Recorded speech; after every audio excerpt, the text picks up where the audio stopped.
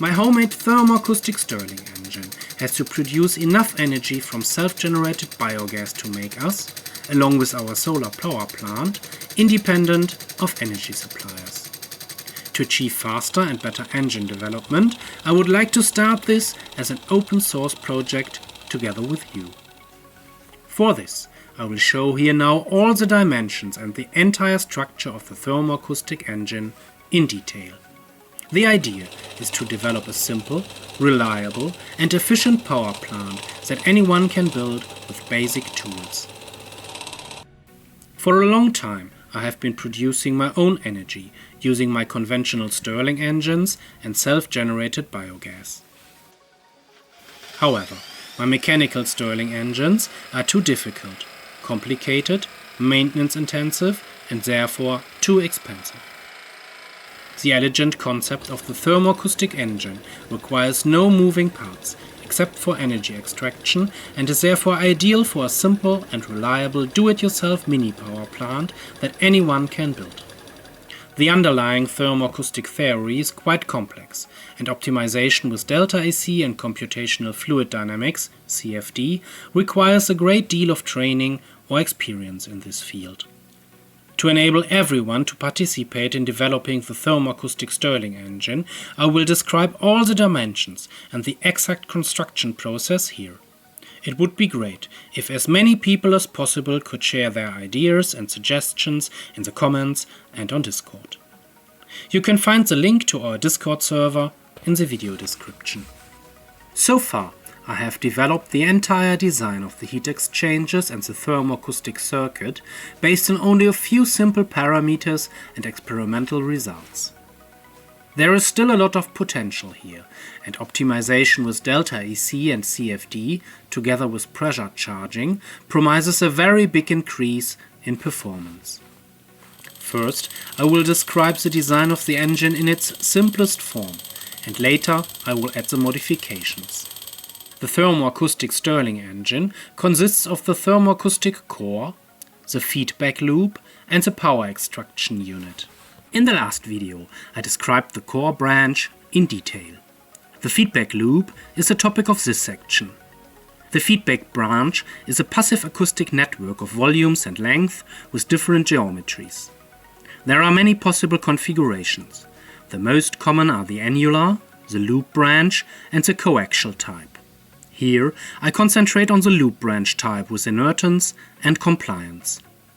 The feedback loop is a waveguide and redirects the power flow back to the core and adjusts the phase between pressure and velocity as closely as possible to that of the traveling wave in the regenerator. The losses in the inertance are due to viscous resistance and in the compliance to thermal relaxation resistance. Adjusting the acoustic field to adopt the velocity of the working gas along the temperature gradient of the regenerator nearly in phase with oscillating pressure is a complex problem which has to be made with the help of simulation software. The feedback loop design is very important to the efficient integration of the traveling wave characteristic motion with the Stirling cycle performance. So, the design of the feedback loop is an important task for a successful engine. As a rough guideline, the inertance diameter has to be small, while the compliance diameter should be large. If there's enough interest in analyzing the complex function and optimization of the feedback loop in more detail, I can make a special video on the subject. Please write it in the comments. The construction of the feedback loop is simple and easy. All parts, like flanges, elbows and the inertance and compliance themselves, can be 3D printed or made from standard parts like hoses, copper elbows and tubes. I made extensive tests with different engineering filaments and printing techniques and can now print airtight parts up to 12 bar or 175 psi pressure. This rapid prototyping is essential for a fast development.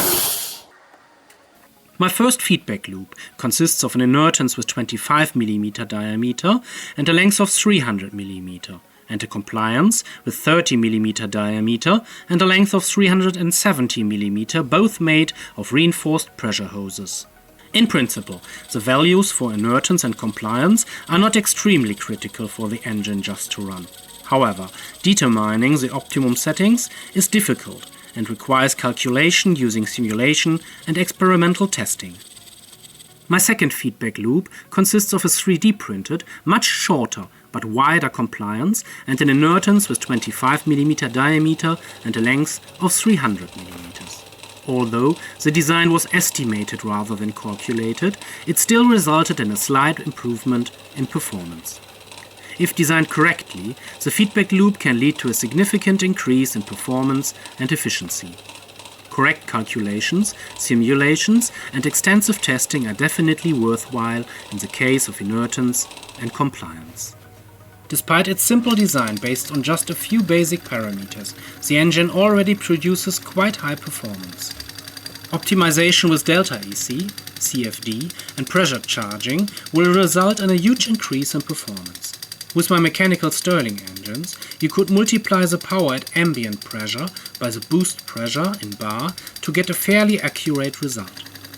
As many of you quoted that Discord is good for discussions, the proper development should take place on GitHub or a special forum.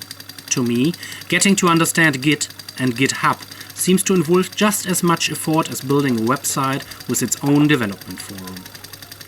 With a dedicated forum and corresponding development pages, it would be possible to have more freedom and design everything exactly as required. I am very interested to hear your opinions and ideas. Please write lots of comments and post on Discord. Your help counts. You can find the link for the 3D models and drawings in the video description. If you would like to support me in the project further, you will find many more exclusive content, 3D models, drawings and files in the members area and on Patreon. A special thanks goes out to all channel members and supporters on Patreon. Thank you very much for your interest, and I look forward to your comments and ideas.